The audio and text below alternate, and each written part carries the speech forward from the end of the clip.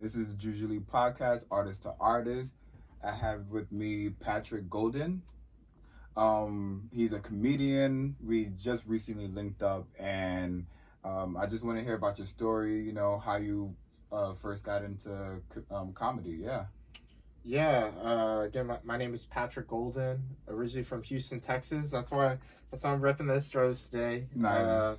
And I don't know, I've always loved comedy. Comedy to me has always been like a coping mechanism, like dealing with the struggles of life, and kind of you're almost flipping them, so you're taking it from something that's more sad or tragic and like turning it to your own tool. It's like empowering in a way. And secondly, it's like a way to connect with other people. Like, I feel like comedy can break the ice in ways that I guess normal conversation can't.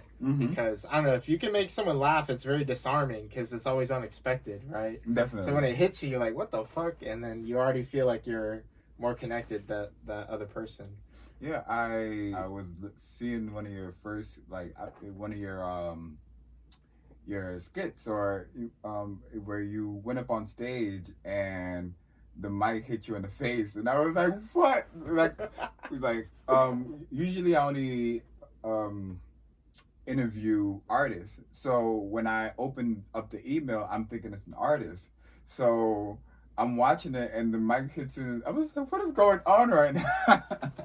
And then I realized, oh, he's a comedian. Was that a part of the whole thing, or that actually really happened? The mic hit you in the face. Was that the one that was like I did the Who Wants to Be a Millionaire thing? Yes. Yeah. No, that was not intentional. That was not intentional. I like when, if anything awkward or bad happens during the set, I never want the audience to know that something went awry. I just like go with the flow. So I'm glad that's how it appeared, like more intentional. That's funny to me. No, I thought it was a part of the skit, and I mean, it didn't look intentional, but I was like, maybe he's just a really good actor and he's just playing it all into the whole thing. But no, that was pretty funny. And you just had a stand-up yesterday, right? Yeah, I went out to I took the Long Island Railroad. I went to Massapequa, Long Island, and I did like 8 minutes of stand-up comedy inside of a bar that was in the middle of a bowling alley. And by that I mean it looked like a normal bowling alley, but there's just like this square room in the middle, and so all the windows on each side, you're just watching people bowl, and you're in this like weird little bar bubble. And it was just like telling jokes in front of like all these random Long Island people. It was strange, but very, very goofy. Like, there was good energy in the room. So where do you pull inspiration from when you're, when you're coming up with skits and things like that? Because I know some people like to prepare before they actually get on stage. I'm not sure if that's a part of your, how do you rehearse or anything like that. Like, what is it? What is that like? You know? Yeah. So I guess I'll say something about like the preparation. Sometimes I'll go on stage and it will be like just complete improv. Like I'll usually have some sort of ideas of like things I want to accomplish or some point I'm trying to make, and or some goofy idea of how I want to express this idea. But sometimes, like, if I'm incorporating like music or like visuals, or or I'm involving other people in like a comedic performance, that will definitely involve like more rehearsal and having to like prepare those specific things. Yes. But my main inspiration, I say, is two things. Like, one is like my work. Okay. So I mainly work as a gardener in the city. So I work on like gardens and like backyards and rooftops and like people's homes, businesses. And sometimes I take care of like indoor plants too. And so I don't know, it's very like quiet. I'm usually working by myself. Like, it's very, not only for like therapeutic purposes, but like I can just think through so many things and literally daydream all day and just think through like past comedic experiences and what new sort of things I want to be able to create on stage. And then secondly, I'd say music. Like, I feel like a lot of my comedy, I like to incorporate music into the performances. And I don't know, I feel like I've always been affected by music in the way that it can lead me to have like such a diverse array of emotional experiences. And I don't know, I want like my comedy to I don't know, kind of feel musical in a way. Even if there's no music involved, like I hope it's musical in some sense. Like an orchestrating it basically like a beginning, middle, and Exactly. end. Like I literally have had comedy sets where the way I write down the set is not bit by bit. I almost list it like they were like song titles in some sort of set I'm doing. So like it feels like I'm working through like, and again, I try to mirror it off like real music where you know you kind of want to have it build up to some sort of climax, or sometimes you want to hit them with like something really unexpected or some strange arrangement. But yeah, but I've had sets where literally I'll have the whole 8-minute performance set to a music mix that I'll make beforehand, and then I'll just incorporate like either like spoken word or like dancing during it or like weird random stuff like that. And so it almost feel like it's some weird absurdist like DJ of sorts, and just kind of like ultimately just trying to make people feel good, make them laugh, entertain them. Yeah. And how long have you been doing this? I've been doing comedy for 2 years. 2 years. A little over 2 years, and I started when I was in New York. And it wasn't even my intention to do it when I moved here. I had a friend who I was sharing a room with, actually, and he invited me to go with him to an open mic, and I don't know, I just fell in love with it. It was like a rush I had never felt before. It just felt very, like, fun. And performing on that stage could feel very rejuvenating, very, like, you know... liberating, and because it's like you have people watching you and their eyes are focused on you, so you feel all that energy, and you're just kind of like it brings it's kind of like that fight or flight type thing, or what is it fight or flight? Yeah So it's like I'm gonna either do this or I'm gonna just like, you know, give up and just like, you know, thank you guys for coming out, I'm out. You know? Yeah, it's similar to the feeling I have when I'm like getting ready to get on a roller coaster. Yes. It's like you're kind of like you know some crazy stuff's about to happen, that anticipation's building, and I know it just is really thrilling, I guess. Yeah, I don't perform often, but when I do, it's kind of it's the moment you've been waiting for. You realize like this is it. Yeah. Like, this is what I've been rehearsing for. This is what I've been waiting for. And now it's time to, like, for me to show people, okay, here we go. Right. But, no, so where do you see yourself going with this? Because you've been doing this for 2 years. Like, what does progression look like to you? I think, to me, I feel like I'm already at a different place than when I first started. Because when I first started in the city, all I was doing was open mics. Like, nobody knew me. I didn't even know how I wanted to perform. Like, I had no sense of like my voice.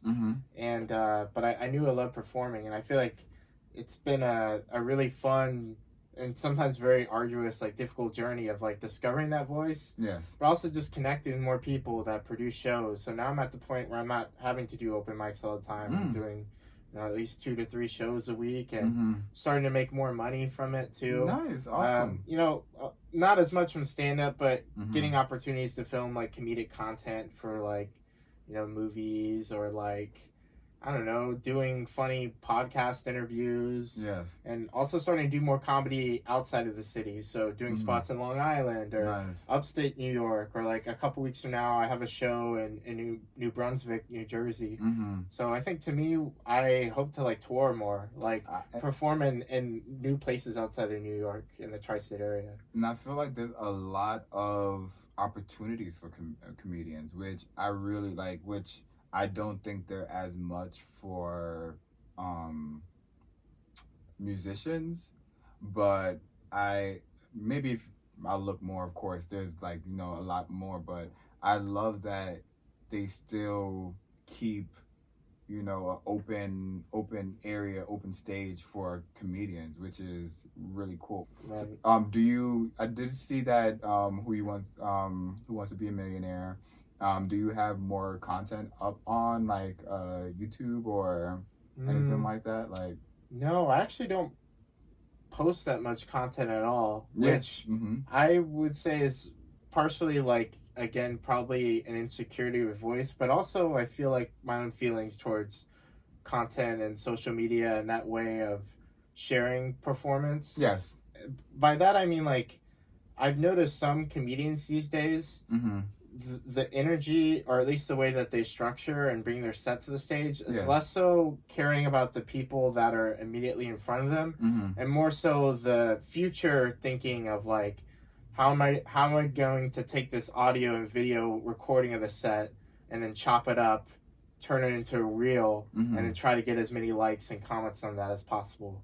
Whereas to me, it's like, I feel like the internet's awesome because you can like connect with audiences that like would have no idea who you are had they not found you on Instagram or TikTok or whatever. But yes, I don't know. I think I just I did, because I did you know, I saw your Instagram and I was like, you know, you have that one I share flyers show that you're doing, and I was just kind of, it does bring some type of mystique to your character or who you are, because there's not much about you, so it's like they don't know what to predict in a sense of how you're gonna act, what kind of your previous content. So even if you want to do some of the same content that you've done for a last show, at least they haven't seen that already and like, oh, I heard him say that already, like, you know. So yeah, that's actually pretty cool. Well, I don't know. I again, I think it really probably comes from a place of insecurity, but also a desire of like,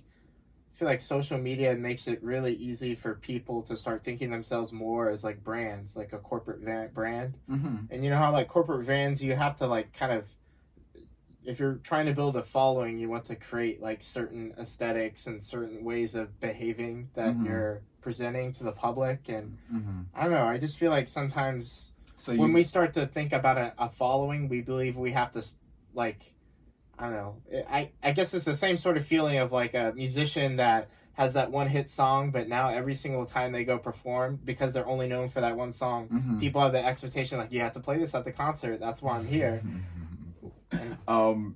So does that make sense? I don't know. No, it does make sense. It does make sense. People expect something from you, but the point that you made about brand, as a comedian, do you look at yourself as a brand? Like, definitely, yeah, for sure. Like, I definitely think my way of behaving on social media is part of. I also advertising my stance on comedy or me as a comedian. Like, there's definitely an element of like intentionality of it, because I think it's really impossible to be authentically yourself on social media, because there's always this sense of knowing that whatever you're posting, you're hoping someone sees it. So it's like you're trying to perform in a way. So I don't know. Like I feel like I'm inauthentically trying to be authentic. I guess. I mean, they say it's about being yourself, which I can completely say that, you know, from watching the video, that that's what you give, is that, you know, you're being authentic, you know. I hope so. I don't know. I don't know, because I also get scared about like ego and stuff too, because that's kind of like the big trappings of fame, right? Where like everybody wants to be successful with their art, but like do we really want fame in the way that I've seen fame just change people and who they are? And I know we were just having a conversation about this and before the podcast, and it's kind of like we do these things because we love them, and we, you know, it liberates us, and you know, it gives us purpose. And, you know, of course we want to make money off of it, but I think that if you are really great at what you do, sometimes fame is inevitable, you know, like it comes to a point where you just have to prepare yourself mentally for that fame that might come along with, you know, your great talent, you know? And more people, you want people to, you know, want to come out to your shows. You want to get packed out shows where you don't have to have a whole bunch of lineup. You can say, I want this and this person to come in before me, and then, you know, I perform for an hour or so, or whatever. Yeah. So I think one thing you said just there actually made me think of the fact that I think something I've really grown more interested in as a performer is like producing comedic experiences for people. Okay. Where it's less so about people going to that because like, oh, like we really want to see Patrick Golden, the comedian, but more so like it's a space where I can like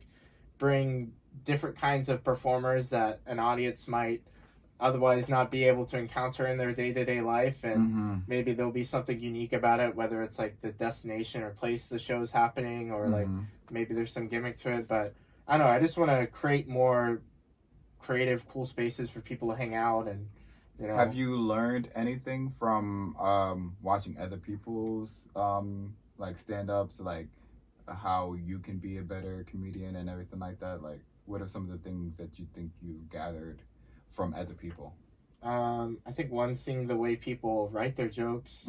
Like, New York City is so competitive, and there's so many performers from all around the world. Like, I remember there was like a show I put on in Greenpoint where one of our comedians grew up in like a small town in India and literally like rode elephants around his town. Okay. And then I was with a woman from China who's also on the show. And the way like they think about comedy is so different than anything I'm accustomed to. It is a very like, different cultures have a different view of what comedy is. And, for sure. And I feel like in New York City especially, like, I don't know, it's like with like a lot of art forms where like whoever the founding people of that art form, which like in New York City, maybe like white dudes, right? Yeah. There becomes this idea that in order to succeed as a comedian, you have to, I guess, model that structure of like what is a joke and what is a punchline. But I feel like that's all up for grabs, because like just in the way that what music is to different cultures, like there's so many different ways to enjoy music. There's so many different ways to tell a joke. Yes. And I feel like a lot of the, I guess, traditional comedy clubs in the city, I think, more openly embrace a specific way of telling jokes. And so, I don't know, like, if anything, I want people that come to my shows to just see comedy in different forms. Like, nice. And I don't know, I think that's a great point. It's fun. I don't know, I like traveling a lot, and I feel like I like comedy. Comedy is a form of traveling, because, like, storytelling contains, I don't know, taking people to a different dimension. Or that like experience. Especially if someone's speaking the place. Like if there's a comedian from the Bronx that's talking about what it's like living off of Grand Concourse and is able to tell jokes about that experience. Like you can bring people to that space in like a mystical way. Yeah, it creates a vision in their head where you're like, so I was walking down the street the other day and this guy bumped me. People start to like imagine a street, whatever street they're imagining. They're imagining the guy. They don't know how the guy looks, but they're imagining the guy. You try to be as descriptive as possible as a comedian, but no, that is very much is storytelling. A lot of comedy is storytelling. Sometimes making jokes about their lives and things like that, and like sharing knowledge too, in a way. Like I think of like jokes I remember seeing like Dave Chappelle tell when I was like growing up, and his there would be something about, like, there was one joke I remember about like terrorists not taking black hostages. Like that was basically the whole bit he was going on. It was like this really absurd thing about like kind of indicating like the value of white people in like the media's eyes or people's eyes. And I don't know, the whole thing was funny. Like you don't feel like you're being lectured to, like you have cackling the entire time, but once you get to the end of it, you realize you felt so many things about an issue in a way that clicked with you differently than maybe if there was some article in the Times that tried to basically explain the same concept. Like I don't know, I feel like a good joke can pack such a punch, and like a all-encompassing punch. Like it wrap you and you're like, oh my gosh, like it's a combo. I've always noticed this thing, but I've never known how to describe it to someone, or like I've always felt this thing and someone put it into words that I didn't want to say this, but he said what I was thinking. Like, but didn't scare people in the way that he said it. Like that's the same with jokes. You can talk about kind of difficult issues, but make it a safe space in a way. So going back to Dave Chappelle, because I think in his latest comedy special, he said something about trans people that blew up, and we don't got to talk too much about that, but what do you think about borderlines or boundaries in comedy now? Like, I feel, because I grew up where, Eddie Murphy and like, I can't remember everybody's name, but there's a lot of they said the most outlandish shit on on comedy specials and things like that. I've heard, and it's not as much. They're not as harsh or as like I guess violent or whatever. I can't picture the word I'm trying to use, but I feel like it definitely has gotten to a lot of dad jokes. It has gotten to a lot of politics and things like that. And I feel like, we're in this era of cancel culture and people being reprimanded in social media for saying certain things. Does that weigh on you in any way? Like, do you feel like there's certain things that you can't talk about that you feel would be a good joke, or you feel like you don't give a shit about that? Like, I'm going to talk about whatever I want to talk about. Yeah, I never self-censor at all, but I feel like a lot of my comedy, if I'm trying to tackle a certain issue, I would want to try to do it in like a more abstract way where like I'm not saying explicitly what I mean, but you can kind of get the issue I'm alluding to with this. But I don't know. I mean, in terms of cancel culture, I'm not really a fan of it because I think like once you start canceling speech, where do you draw the line? And I feel like it's typically whoever is in power draws that line. And I don't know, depending on who that person is, that could, I don't know, lead to certain biases against certain kinds of people or certain kinds of voices. So I think sometimes that means you have to allow even some like really hateful stuff to be said in order to still like live in a society where you won't be afraid of like power structures stopping you from expressing yourself. Even if expressing yourself might freak someone out or make someone else feel uncomfortable. But I don't know. But I'm also I'm like I really believe in peace. And like I try to be a peacekeeper. And I ultimately like want my comedy to be accessible to everybody, and I want to find ways to like I don't know, make jokes about really hot button topics, but I don't know, like try to still keep everybody at the table. But like that's super idealistic, of course, because then some people might say like, well, some issues, like if this person has this view, like it's not okay. Like I can imagine like someone that is a trans person that is like, and trans people have some of like the highest rates of like suicide and violence in the country, and I can understand how they might be afraid of that rhetoric getting out there. That kind of rhetoric getting out there, which like I can totally empathize with that, but I think like I still think Dave Chappelle has the right to express himself. Yeah, definitely. And I felt like he did it in a very way that was helping people, sympathetic way, in a way that wasn't like destructive to the community. I don't think Dave Chappelle hates trans people. I mean, he was talking about a friend, definitely a friend that passed away or something like that in the whole skit. That was a part of the whole skit, which I feel like went over people's head. He got all this backlash, but it was a good friend that he had that was trans. I just think conversation is like such a powerful tool, especially when it's conversation between different kinds of communities. Like I feel like we get so stuck in our echo chambers that we don't even want to have that conversation. And I feel like I always learn through conversation. No, definitely. Even if I'm heading into that conversation, be like, I know this person's gonna say this, this, they're gonna do this, I'm gonna do this, and then all the play-by-plays I was running in my head is never what actually happens, and I always feel like surprised in a way. And I think that sometimes I go into a conversation with a certain point of view, and because of the knowledge I just gained from having hearing that other person's point of view, perspective, it changes my whole. I'm like, wait a minute, I never looked at it like that. So it's like, I'm glad that I'm talking about this, because now I have different perspectives to play on when it comes to this topic, I think one thing that really challenged me is so my dad and my dad's side of the family, they're very conservative. Like, love Trump kind of vibes, you know what I mean?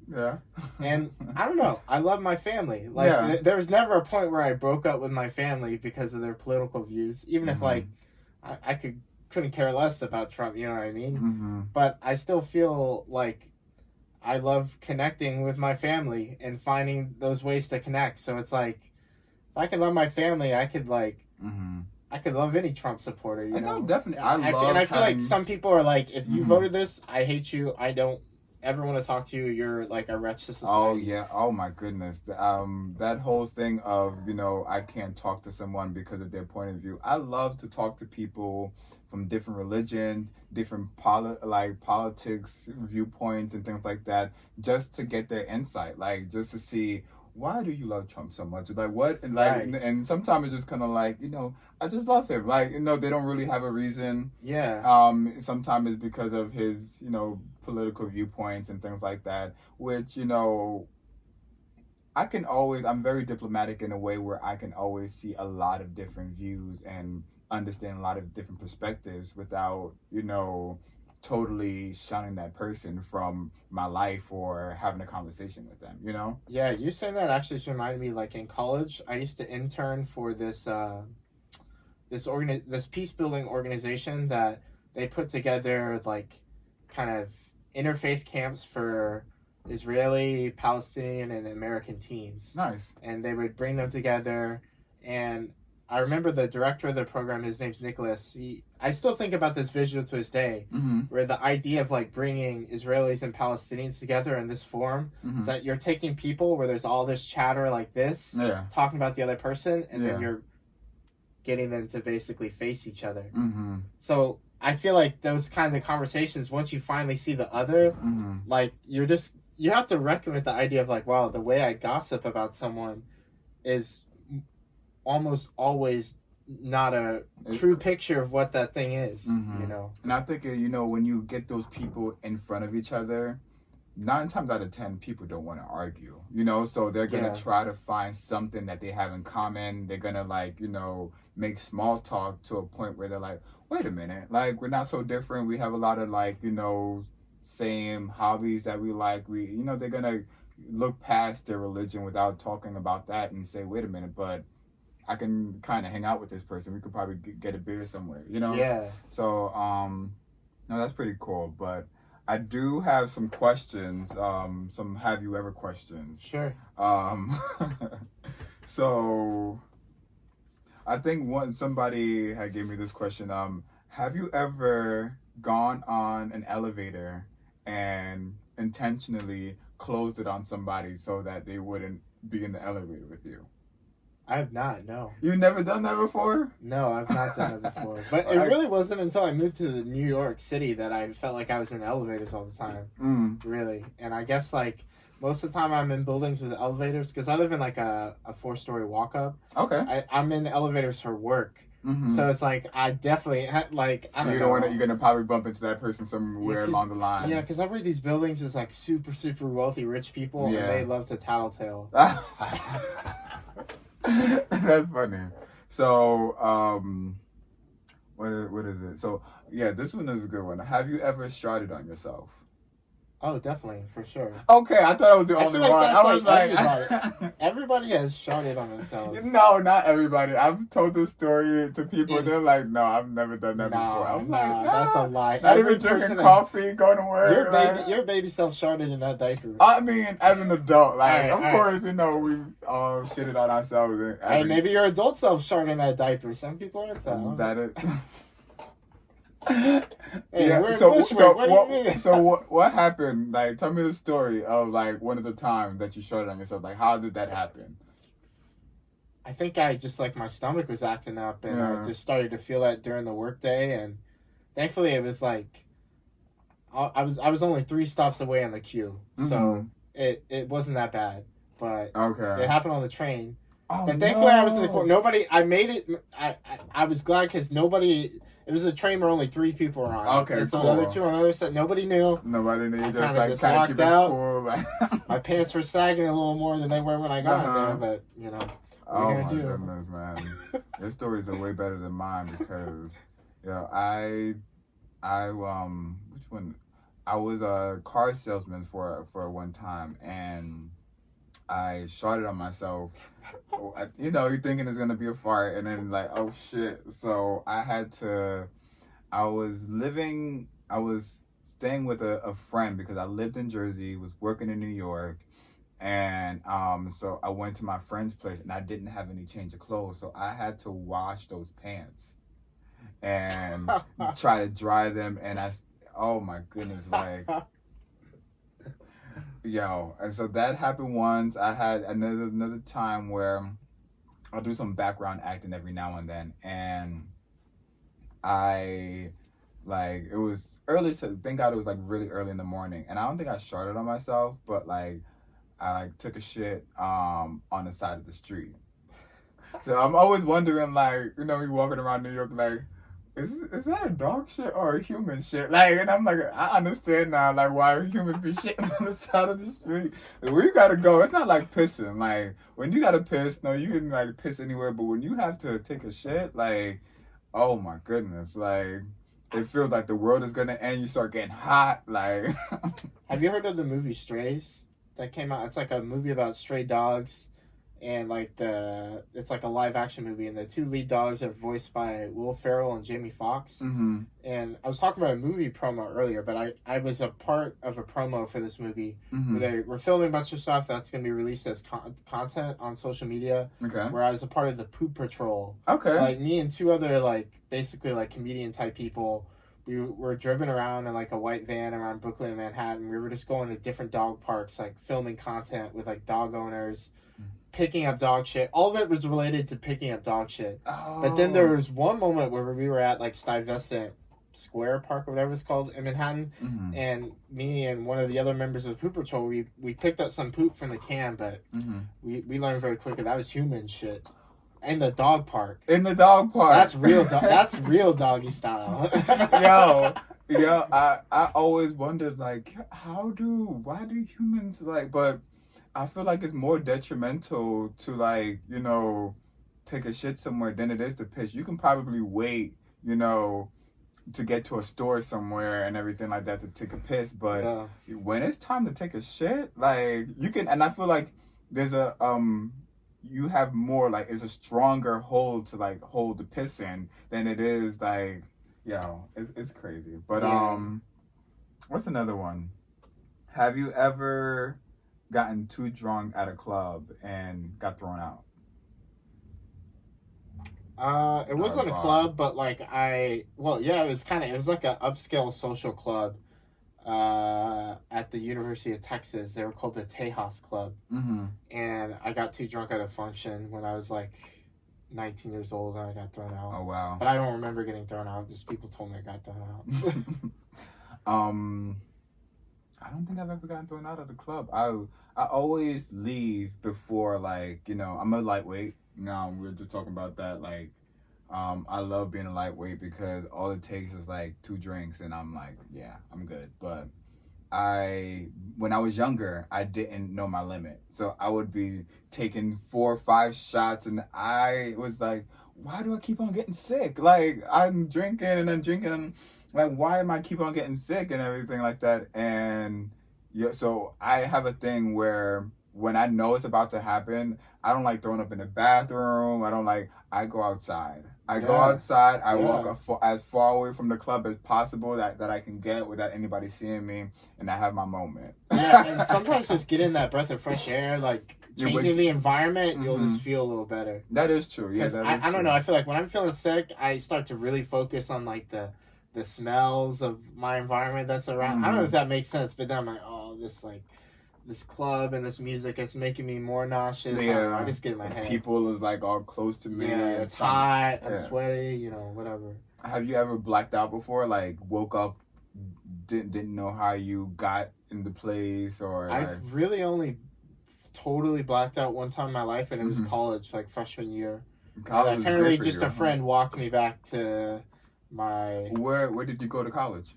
I went to the University of Texas at Austin. Oh. It was for like a friend's birthday party, and it was like a darty, so it was like in the day. I like blacked out at like 3 p.m.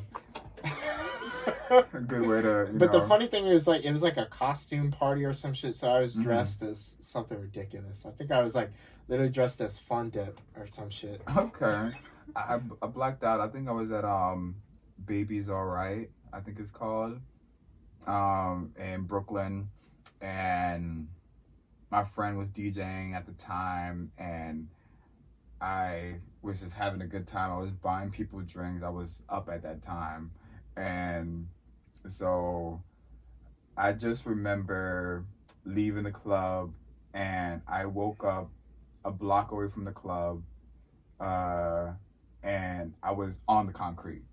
Wow. I was face down. That's the only time I've ever blacked out before. Wow. I was face down on the concrete, and the only reason why I woke up is because it started raining.